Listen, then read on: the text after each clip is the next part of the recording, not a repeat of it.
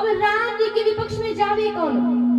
लक्ष्मण जी पहले से राम जी के बगल में खड़े हैं, हम तो यही रहेंगे, भैया की साइड में रहेंगे। तब भरत जी जाकर के राम जी के विपक्ष में खड़े हो गए।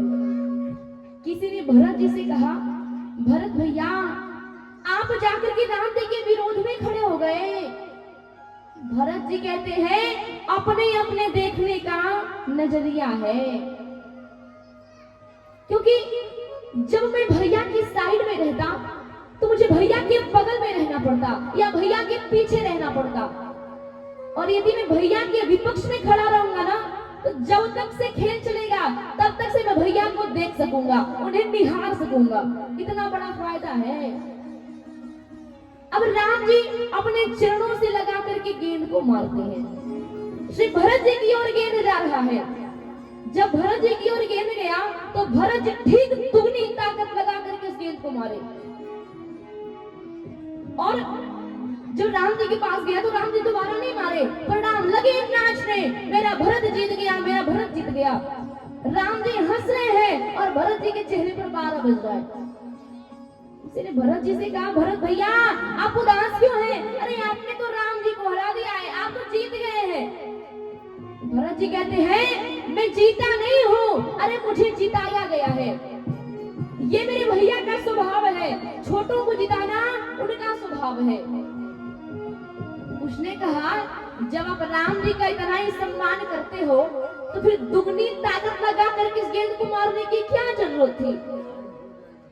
भरत जी कहते हैं मैंने उस गेंद को दुगनी ताकत लगा करके इसलिए मारा क्योंकि जब भैया के चरणों को छोड़ करके जब वो गेंद मेरी ओर आ रहा था ना तो मुझे ऐसा लग रहा था कितना भागा है जो प्रभु के चरणों को छोड़ करके मेरी ओर आ रहा है।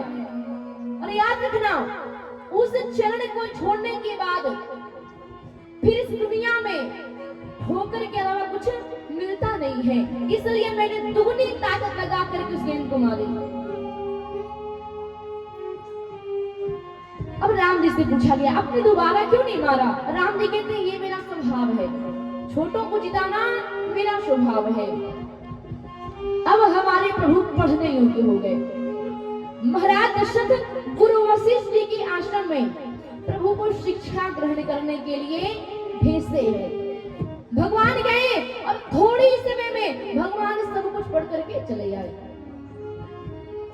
कि गुरु गृह गए पढ़ना रघु राय,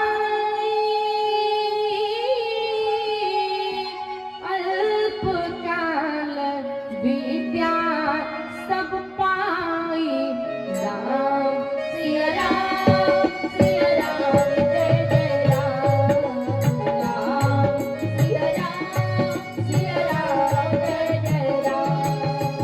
गुरु गृह गए पढ़ना रघुराई, अल्पकाल विद्या सब पाई, राम सिया राम जय जय राम, राम सिया राम जय जय राम। भगवान थोड़े ही समय में सब कुछ पढ़ करके चले आए। क्या पढ़ करके चले आए? भगवान को इतिहास भूगोल पढ़ने की आवश्यकता नहीं है, भगवान को अंग्रेजी पढ़ने की आवश्यकता नहीं है। क्यों? क्योंकि भगवान के रोम रोम से वेद मंत्र निकलते हैं, उनको पढ़ने की क्या आवश्यकता है। भगवान शिक्षा के साथ साथ संस्कार पढ़ करके आए जो आजकल के जमाने में बहुत ही कम पढ़ाया जाता है। भगवान जब सुबह उठते थे तो उनका ये नित्य प्रति ये उनका रोज का संस्कार था। क्या? कि प्रातः काल उठे के रघुनाथ रघुनंदन हरि, प्रातः काल उठे के रघुनाथ रघुनंदन हरि, माता पिता गुरु नवहि माता रघुनंदन हरि, माता पिता गुरु नवहि माता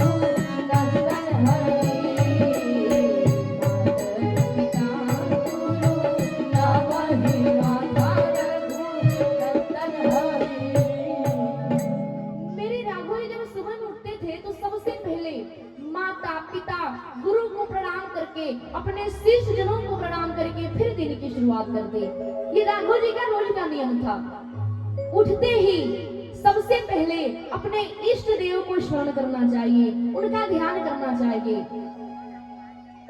अपने हस्त रेखा को देखनी चाहिए, माता पिता गुरु को प्रणाम करना चाहिए।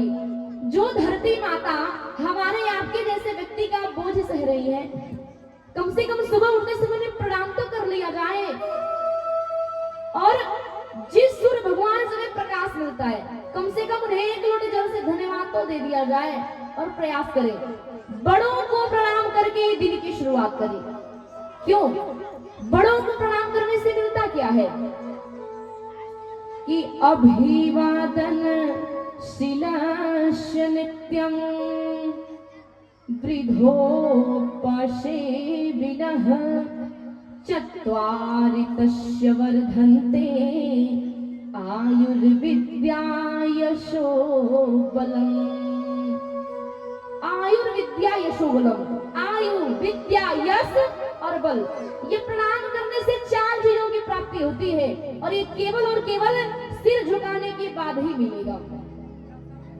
यदि आप चाहते हैं कि हमारा बच्चा संस्कारों में रहे, मेरी माताओं से निवेदन है, बच्चों की प्रथम गुरु माँ होती है। यदि आप चाहते हैं कि हमारा बच्चा संस्कारों से रहे, तो सबसे पहले आपको संस्कारों में आना पड़ेगा। संस्कार क्या है? गुणांतर धारणम ही संस्कारम, गुणों में परिवर्तन लाना ही संस्कार है। यदि आप अपने से बड़ों को प्रणाम करती हैं, तो आपका बच्चा स्वयं आपको देख करके प्रणाम करने लगेगा, आपको कहने की आवश्यकता ही नहीं पड़ेगी। राघव जी प्रणाम करते हैं। अब ये कथा अयोध्या से निकल करके बक्सर चलती है, लेकिन बक्सर जाने से पूर्व मस्ती के साथ, ताली के साथ सभी लोग एक बार भगवान को याद करेंगे